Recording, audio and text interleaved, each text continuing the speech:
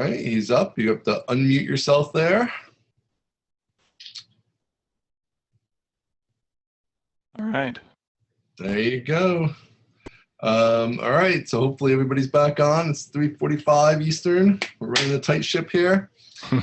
So I'm looking forward to this one because I'm a Git novice. I know just enough to get by and to get in trouble. So Jason's going to take us through all kinds of crazy Git stuff. So I'm looking forward to it. All right, man, take it away. All right, cool. Just share my screen at the bottom. Yep, down at the bottom, just share. Continue. Desktop 1. All right, we good? Yep. Okay. All right, well, I'm going to assume everything's working out okay. So hello, everyone. This would normally be where you say hello back, but to Jeffrey Way's point, it's a virtual conference, so it's a little bit difficult to read the audience. So what I've decided to do was basically go through a lot of commands, kind of to use a shotgun approach, being I'm from Kentucky. So we're going to cover a lot of Git commands, a lot of demos, a lot of slides, but I'm going to make sure to leave a pretty good amount of time for questions at the end. So yeah, so this is You Don't Know Git, and I'm Jason McCreary. I go by JMAC, so you're welcome to call me JMAC. And let's get started, right? So about a year ago, I made Shift, and just quickly, for those that aren't familiar, I know most of you probably are, so I appreciate that. It's a product I'm proud of, but basically, it's an automated way to upgrade your Laravel projects.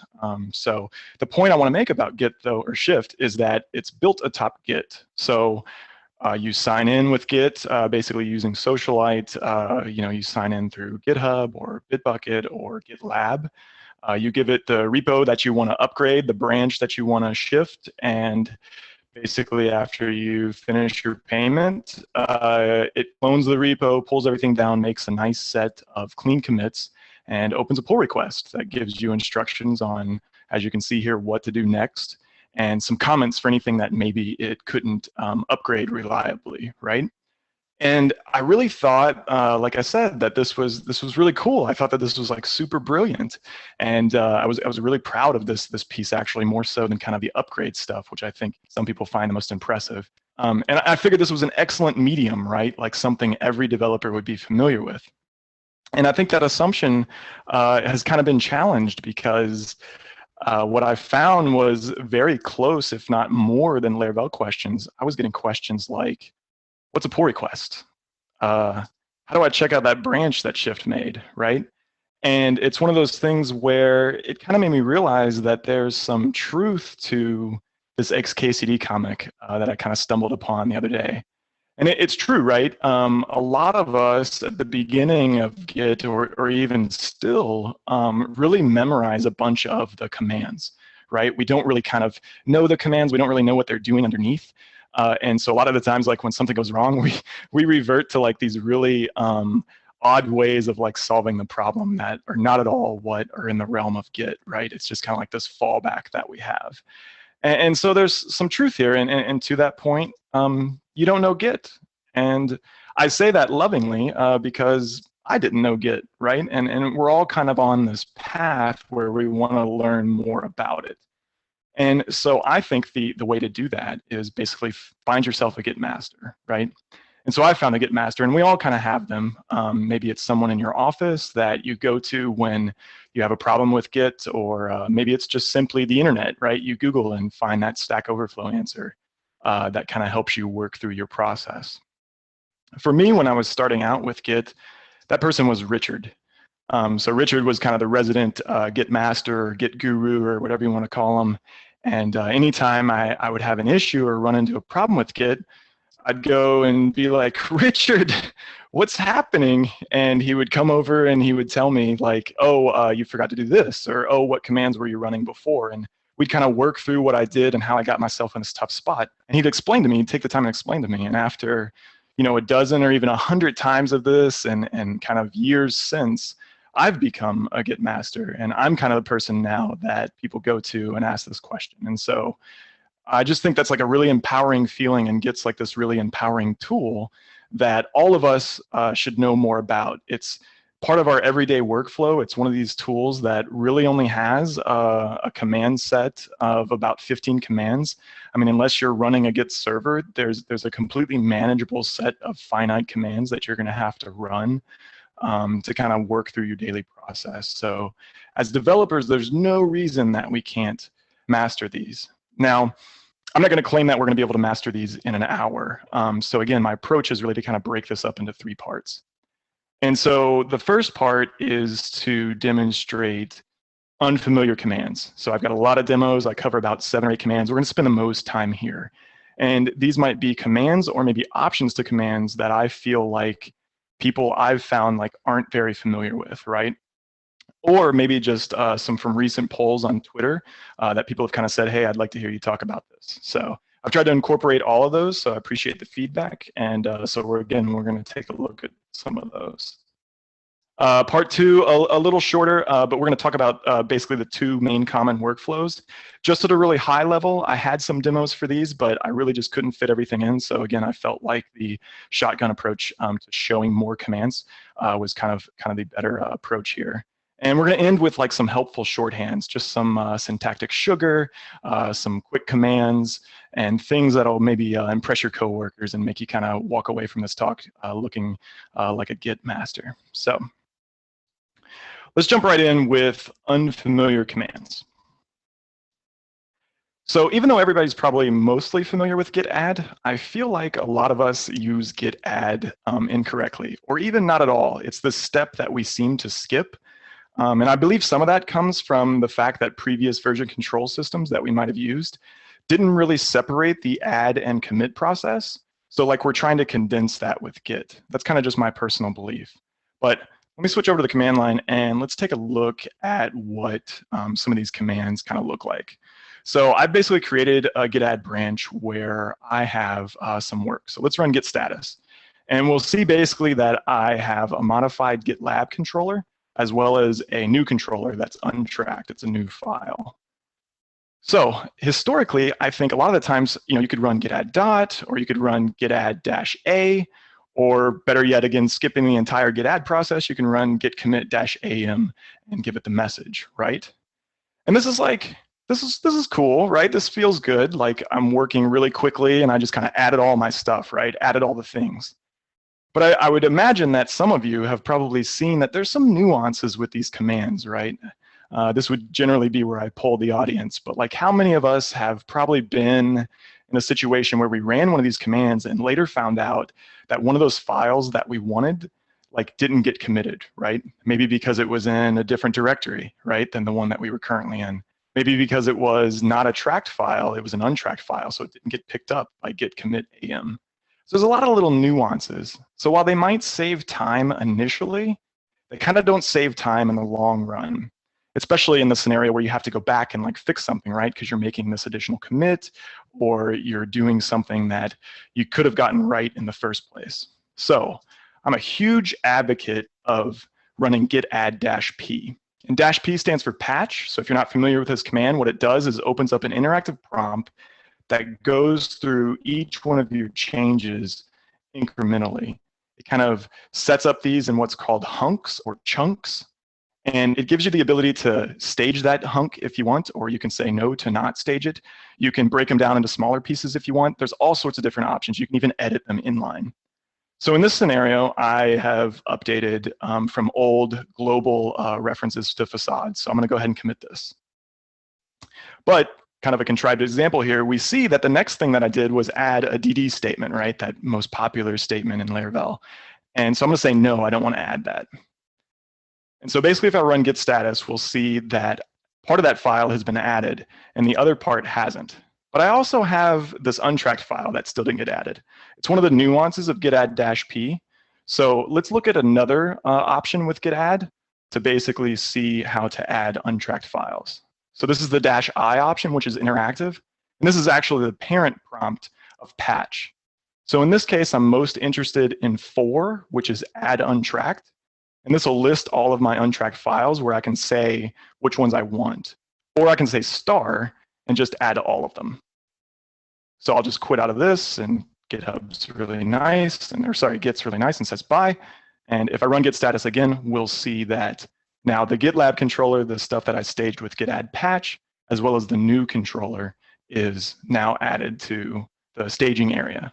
So again, it's one of those scenarios where through this demo, it might have looked like it takes a minute, but it's one of the things that has like these positive rewards if you kind of start adopting this into your process, right? So we already kind of talked about how those other commands or versions of git add weren't necessarily as quick as we might have thought in the holistic picture. So in this case, it's giving me a chance to kind of review everything to make sure I'm truly adding what I want. It's just a nice way to slow down, right? So again, for example, if you have code review, like the last thing you want to do is just kind of blindly commit all of these files without reviewing them, send them off to one of your peers to review, waste their time because you left a DD in there. They got to leave a comment and say, hey, you left this in here, take this out. You got to go back, make another commit, push it up, ask for a code review again. So again, you're shorting yourself by running those commands early on. I'm a big fan of git add -p, but if you don't want to commit the time to go through those, definitely at least run git status and git diff. That's at least going to give you a chance to kind of scroll through your changes. And again, all of these practices are going to breed other things, such as making smaller commits, right? Because you don't want to do git add -p on 20 files, right? So it's going to kind of force you to pick up these good habits using Git. So let's move on to git commit, just another really quick nuance here. So let's say, again, on another branch that I have done some work. So let me just demonstrate this with git log. And basically, I've made a whip commit, right, which is work in progress. I did this before lunch. And if I run git status, I've made some more changes to the same file. This is a pretty common practice for me. I'll just kind of make commits. And then I basically want to add to the previous commit. So I can do that with git commit -- amend. And what this does is brings up my text editor and allows me to edit the commit message. So I'm just going to say the final thing here, updated the file timestamp. And when I save this, basically, we'll see that it amended the changes to that previous commit, as well as allowed me to update the commit message. So everything got added and all rolled into one commit. And let's prove this real quick with git log again.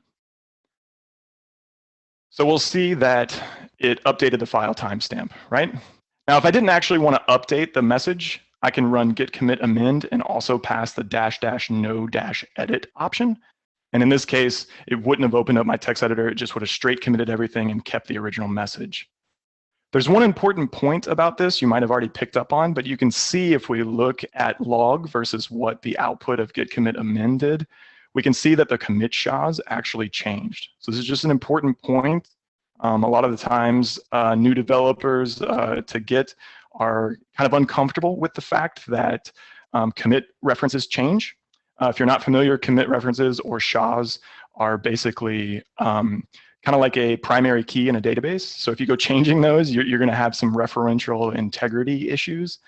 And so Git kind of can't put Humpty Dumpty back together again. So to the scenario of where you shared this commit with your coworkers and they were working off of it, now like your histories don't match and you kind of have to figure that out through a merge or something. It can create some conflicts.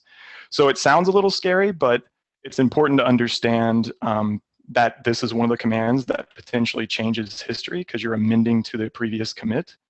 So just keep that in mind. A lot of the times, again, I'll amend before I've even committed work. So not that big of a deal because it's not shared. It's just my local repository. No problem. So just a nice little shorthand there. Let's talk a little bit about git stash. Again, I've created just kind of a branch here. And git stash is, I guess you can consider it the poor man's commit. So if we run git status, we'll see that I have those same changes from earlier, and I'm just going to stash them.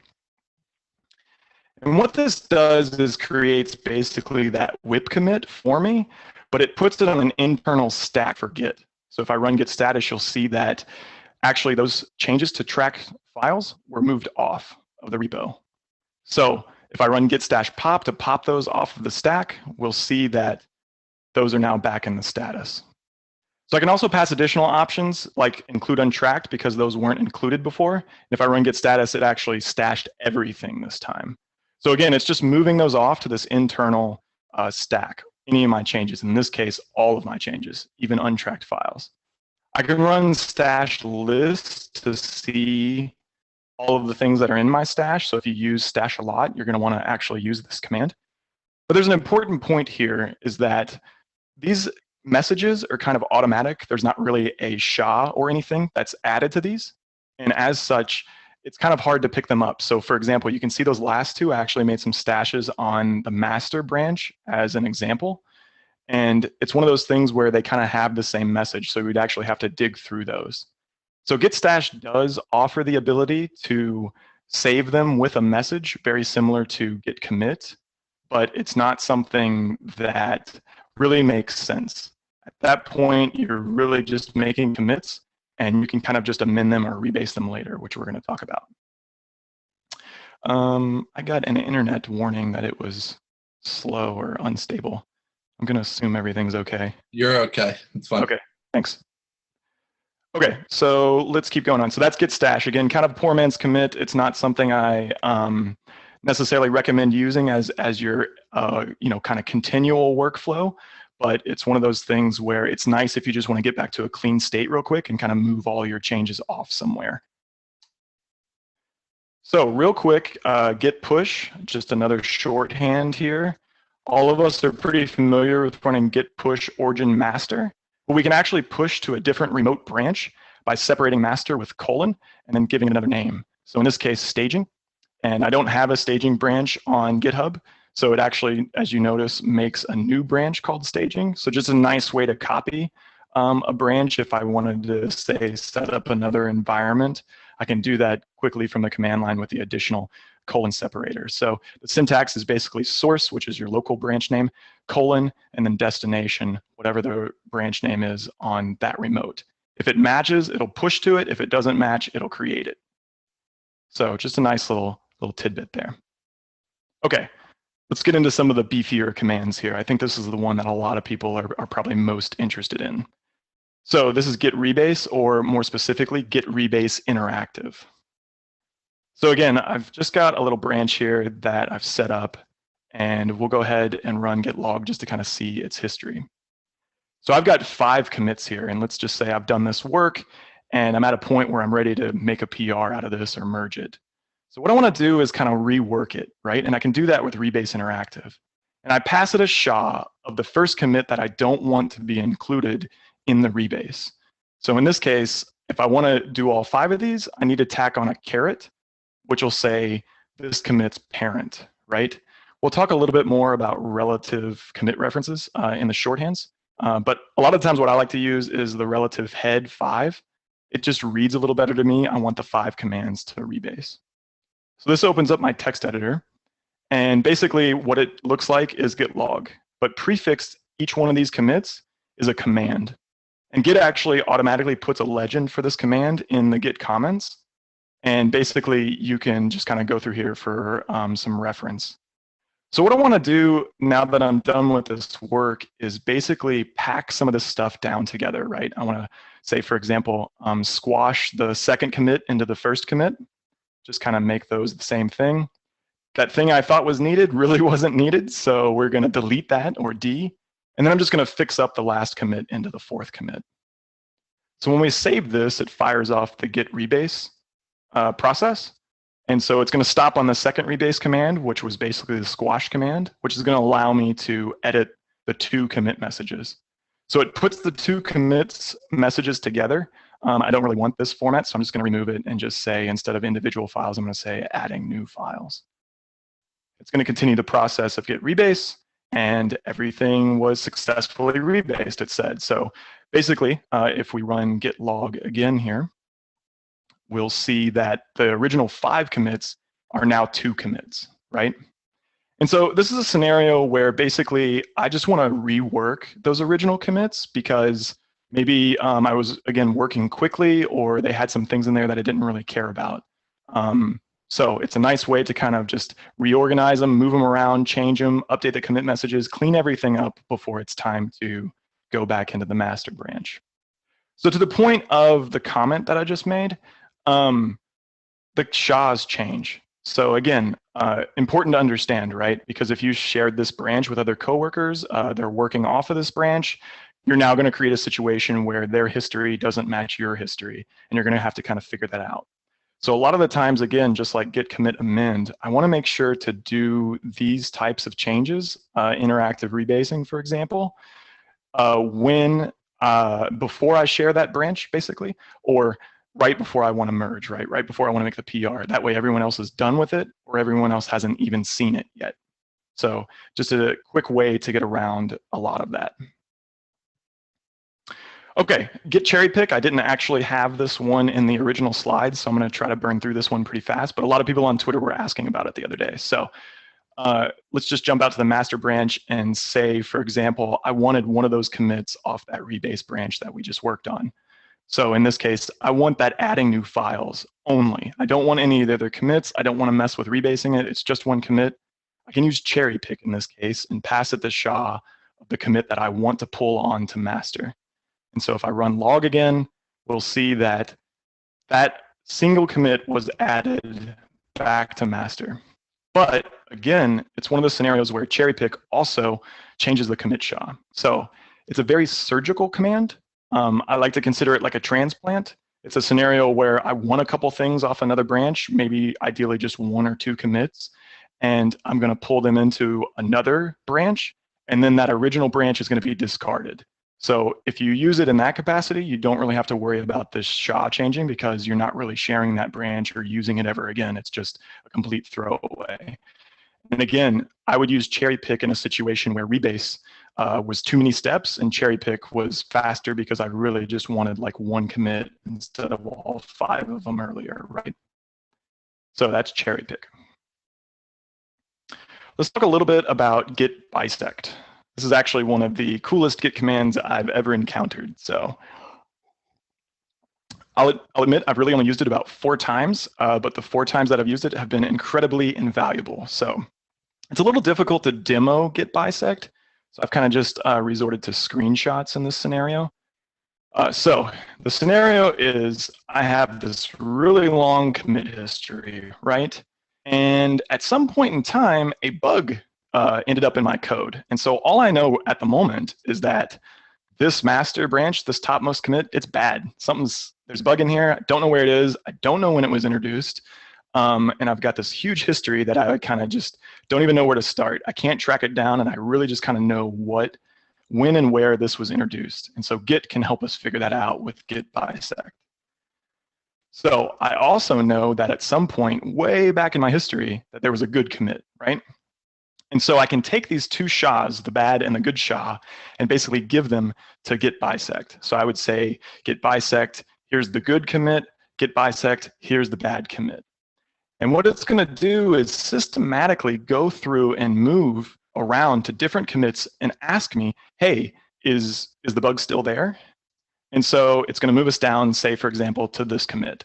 And it's going to say, is the bug there? And at that point in time, you have a chance to recompile your application or refresh your page and go through it and see if the bug's there. And again, it's going to just do that over and over and over again, like 20 questions. And you're going to say good or bad or good or bad. And after a couple iterations, it's basically going to find the needle in the haystack where that bug was introduced, the solo commit. And again, if you're making small commits in the context of kind of what the bug is it a JavaScript bug? Is it a Laravel error, whatever? You're going to be able to figure out pretty quickly what happened. This is incredibly awesome. In fact, it works ridiculously well, so well that I often am like, this isn't a commit. What's going on here? Like, it's pretty amazing. And it's an incredible time saver. Like, we've probably all done this by hand before. And if it's only 2 or 3 commits, sure, fine, do it by hand. But in this scenario, when it's like 20 or 30 commits and it's just some obscure bug that's been produced, like bisect is completely amazing. It's totally, you should check it out. There's great blog posts on it. Again, I don't use it that often. You hopefully don't have to use it that often. You're not introducing a lot of bugs, but it's one of those things where when you do need it, just hit up one of those blog posts. It's only 2 or 3 commands and you're just kind of telling it good, bad, good, bad, good, bad. And it just goes through and tells you, here it is. It's amazing. So the final one I want to demo is git reflog. Reflog is also another one of those lifesavers. So just the last little demo here. Basically, if we go back to that rebase branch, let's say I messed up the rebase, right? And so what I can do is run git reflog. And automatically underneath the covers, Git basically tracks a reference to a snapshot of the state of the repo before changes that occur, before certain commands that change the state. So we can see a whole lot of them in here, all the things we've been doing, checkout, cherry pick, all these things. And we see a bunch of these rebase references here.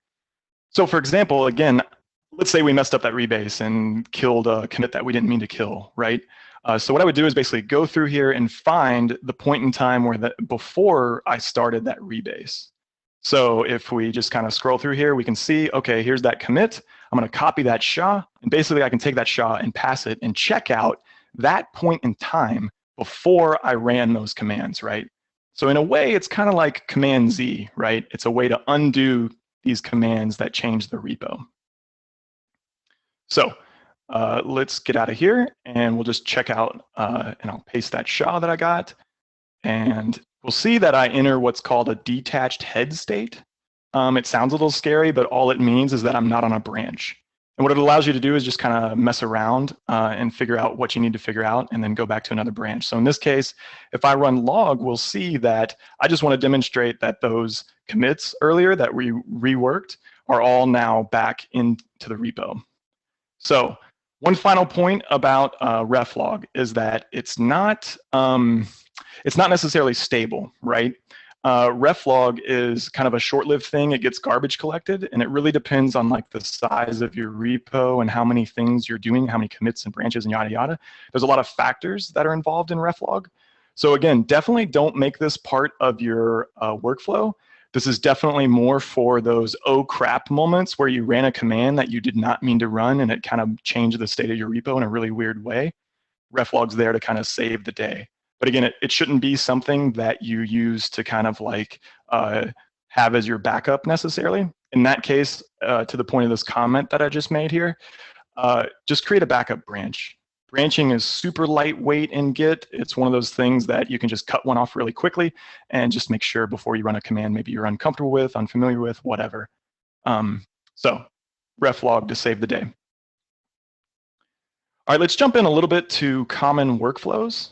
There's basically two popular workflows. So Git flow and GitHub flow, or it's also known as other names, but we'll give GitHub some credit. So Git flow. Basically what Git flow is it takes a model of parallel branches, right? And so what this means is that you create these multiple long-running branches. So in this diagram here, we can see a long-running master branch, which basically contains production changes. So these are things that would be released and out in production at any point in time. You could check out the master branch and know that's what's in production. In parallel, you have a development branch where you do all your work. And as work's complete and ready to be released, you just merge it back into master. So it's pretty straightforward at this level. But if we take that same diagram, and this is actually from the original blog post on Git flow, it's really extrapolated to a much more complex scale. And it all makes sense, right? It's one of those things where, okay, we see a develop branch, we see these release branches, we see the hotfix branches, we still see the master branch. But where it becomes challenging is how do you determine what to merge where? So let's say you make a hotfix, and of course that goes into production because it's theoretically fixing a bug. But where else does it go? Does it go back into the release branches? Does it go to develop? How does it get down to your feature branches? There's all sorts of questions that kind of arise when you start messing with Git flow. And I think for those reasons, it's a little bit more complex for most needs. Now, I will say a really good example of Git flow is actually the Laravel project itself. It needs to kind of adopt this because it has these long-running release branches, right? So there's a branch for 5.1, there's a branch for 5.2, 5.3, 5.4. And all these things need to be managed separately because they contain different features and so forth. So if you're following that model, then Git flow is probably a branching strategy that makes the most sense for you. But I've found in literally hundreds of Git repositories that I've managed that really only about 2 or 3 truly follow that. And so what a more modern approach is GitHub flow. And again, this is a little bit branded because Git's basically formalized this and made a nice little blog post on it. It's interactive, it's got diagrams, it's pretty cool. but they've also incorporated kind of their own concepts, such as the pull request, such as code review. But really what this branching strategy or flow boils down to is feature branches. So using those same diagrams as we did earlier, we still have this long-running master branch, but that's the only long-running branch. Instead of having these other long-running branches, you really just cut off short-lived feature branches. And these only contain the work needed to complete a feature. And once that feature is complete and tested and ready for release, you merge it back into master.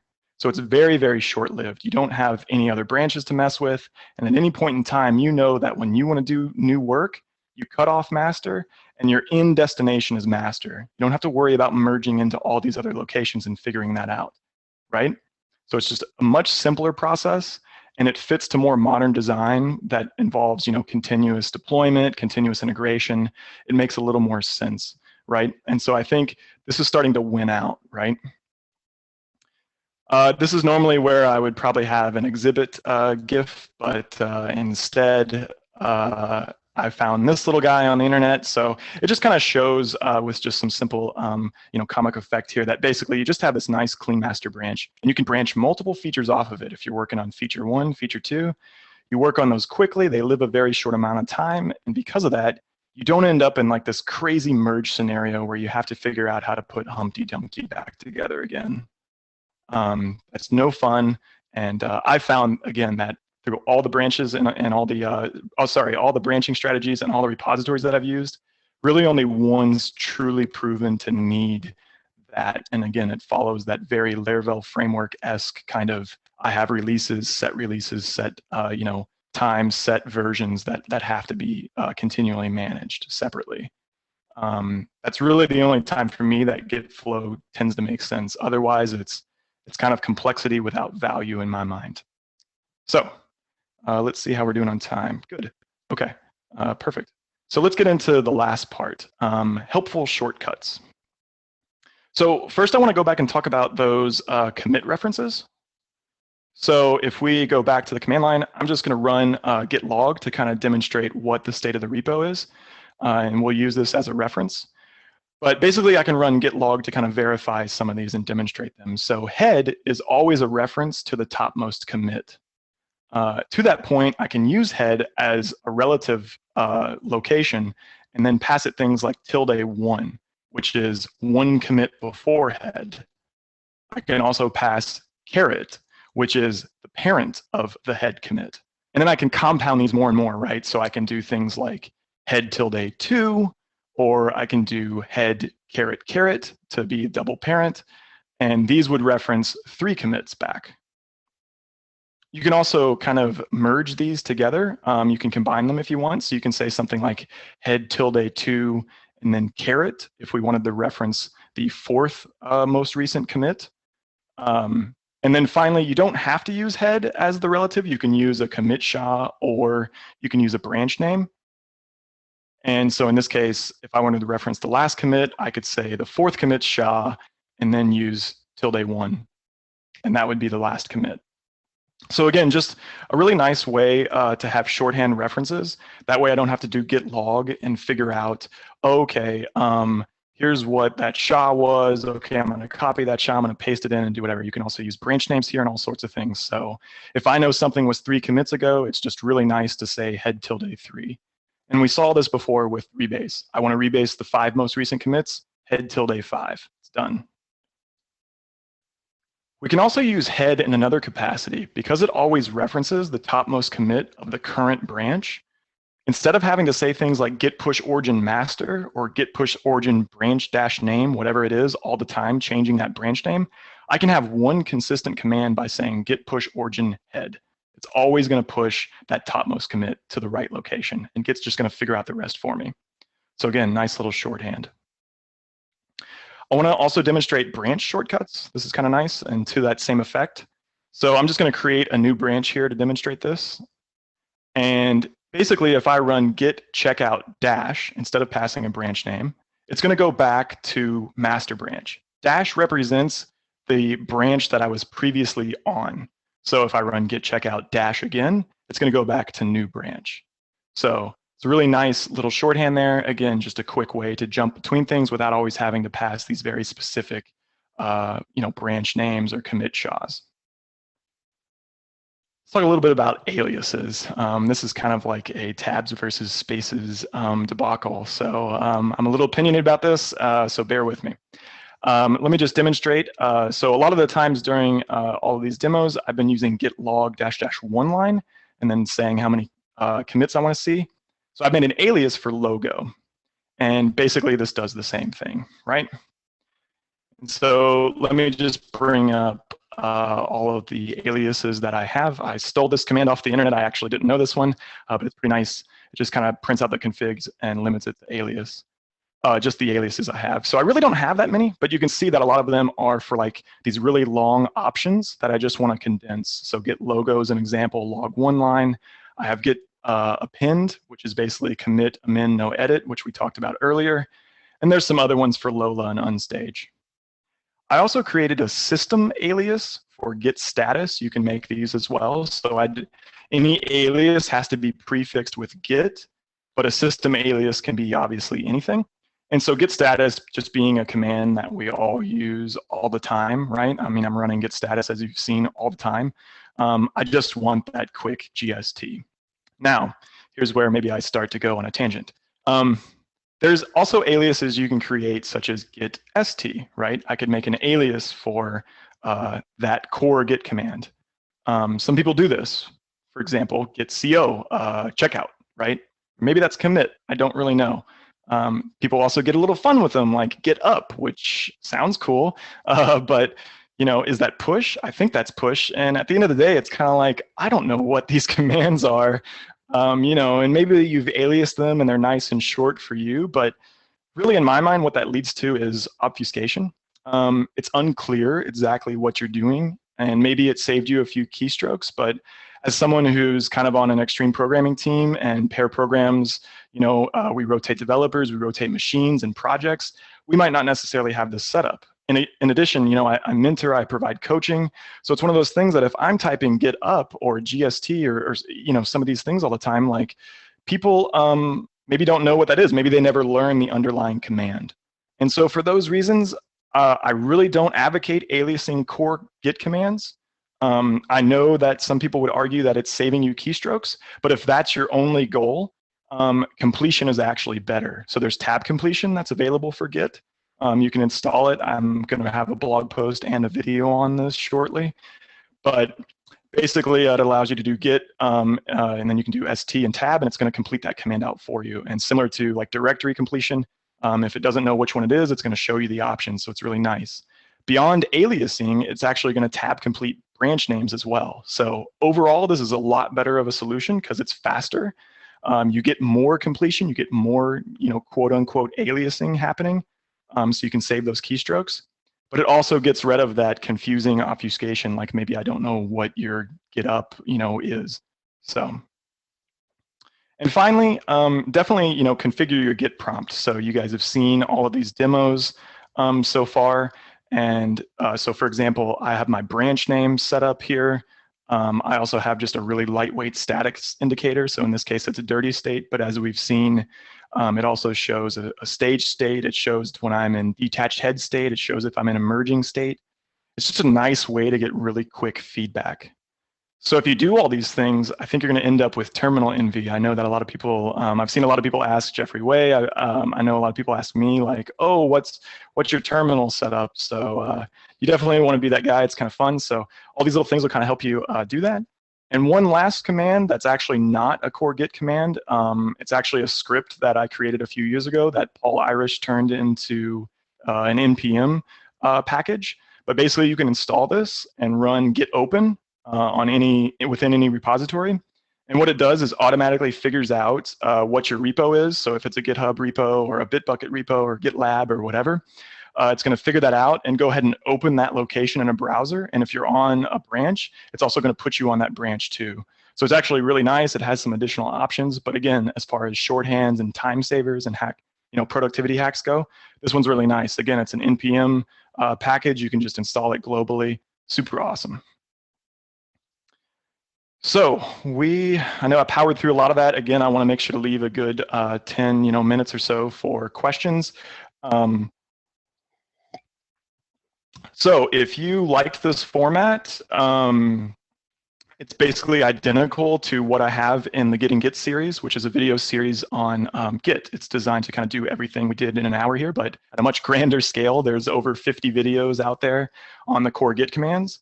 And I'm also creating a sub-series that's part of this called Everyday Git, where I'm going to cover things like workflows and how to recover a file you deleted several commits ago and all sorts of things like that, creating aliases that I'm going to continually add to. So you get full access to that if you purchase Git and Git. It's all under one thing. And in the conference swag, which I guess is going to be released here shortly, but if you don't want to wait, you're going to get 20% off the already ridiculously low price. Everybody always gives me trouble about that, but I want to make sure that it's affordable so everybody can learn Git. There's really no reason for us not to. So if you can't wait for that email, go ahead and jump out to gettinggit.com/Laracon Online and enjoy that 20% off. So with that, yeah, good. We have plenty of time for questions, so let's do it.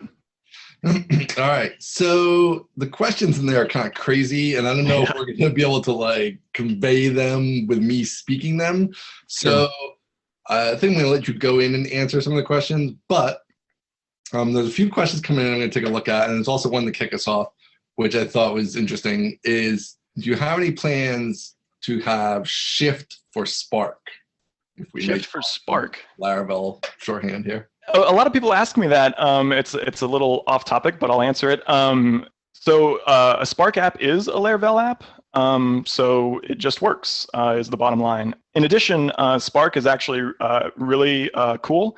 It actually has its own kind of internal shift where it actually, you can run Spark update and it'll actually update any views that you haven't modified. So there's kind of some things built internal. So the combination of the two, you can upgrade your the Laravel pieces of your application with Shift, and then use Spark Update to update any views that Spark comes with it. So yeah, again, a little more on the Shift side of things, but yes is the bottom line. So there you go. It does it already. There's never a better answer than it does it already. It's already there. That's the best answer.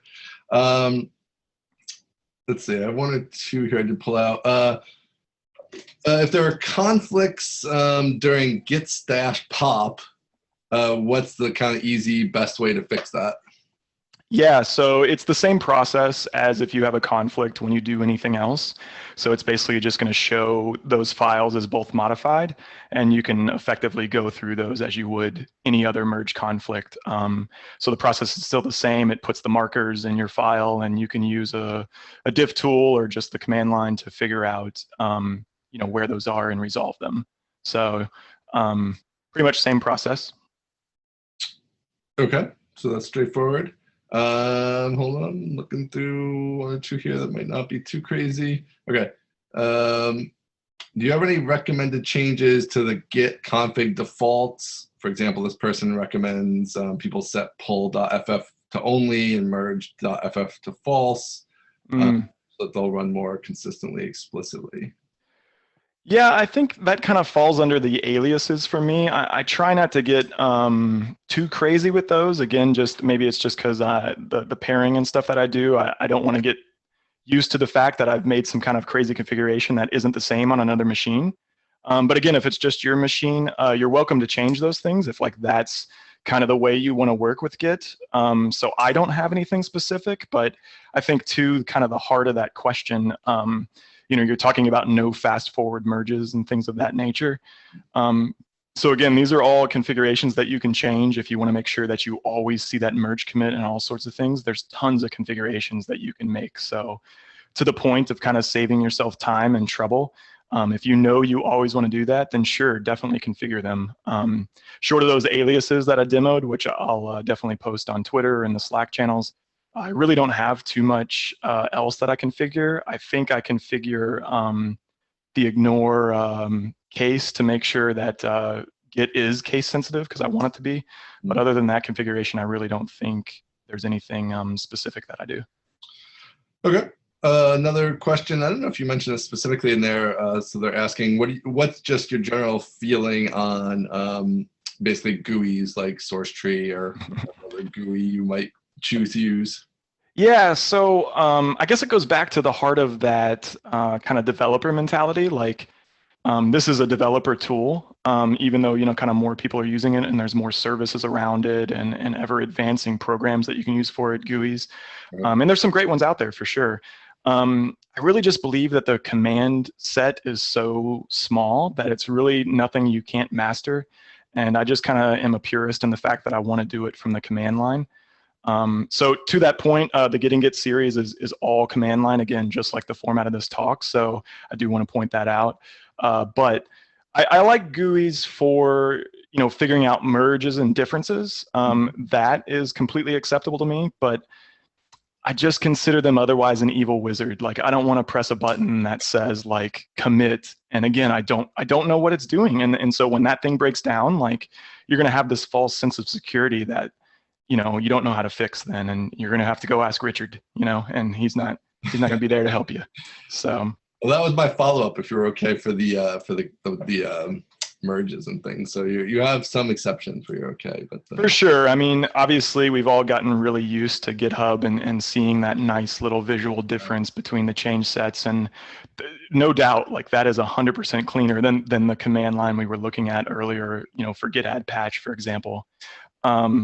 But for the most part, I just believe that we're kind of already living in the terminal. So, save yourself the context switching between different programs and just stay there. Like, you're already going to be running things like Artisan and Webpack and NPM and all this stuff. Like, right. What's the difference running Git commands, Yeah. Gosh, all that stuff. Whew. Yeah, I know. Exactly. I mean, just live there. Just live in the command line. Oh my goodness. All right, man. Well, thanks a lot. There's more stuff in there for you, but I'm not going to try. Yeah. So yeah, I'll definitely jump in the channel for probably the next hour. Like I said, I figured some of the questions might be a little more involved. But to that point, if anybody has any more questions and I'm not in the Slack channel, once those things get kind of shut down, you can hit me up on Twitter on @GoneDark, or feel free to just send me an email. I definitely try to answer everything. I kind of pride myself on it. So I'll definitely get back to you. Awesome. Thanks a lot. All right. Thanks again, guys. All right. Let's see now. We got one more. Unbelievable.